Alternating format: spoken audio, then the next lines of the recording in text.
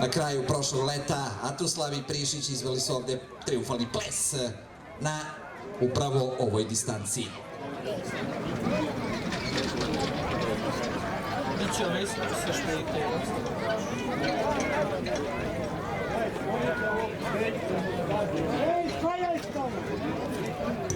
Lipicaner s mesta da se ukloni na van staze, dakle start nadmetanja Mojsije, prvi špur za Atuslava, tu je i Severino sa Nemanjom Mašićem, skroz polja pokušava Holiday S na začelju, Hakeras, treća pozicija za Kinderstar i Aleksandra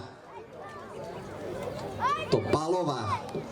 Severino sa Mašićem diktira tempo u nadmetanju Mojsije iza Severina, Parkoran, Atuslav,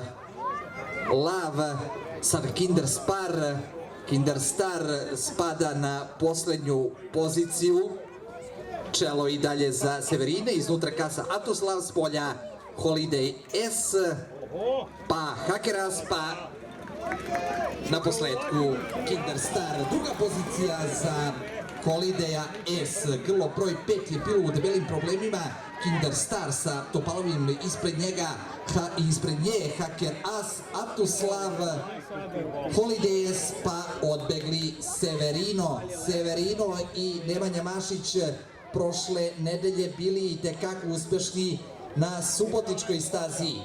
Spada Atuslav na četvrtu poziciju, u poteru za Severinom daje se Hakeras, vozač Miodrag Dimitrijević, i dalje na začelju Kinderstar.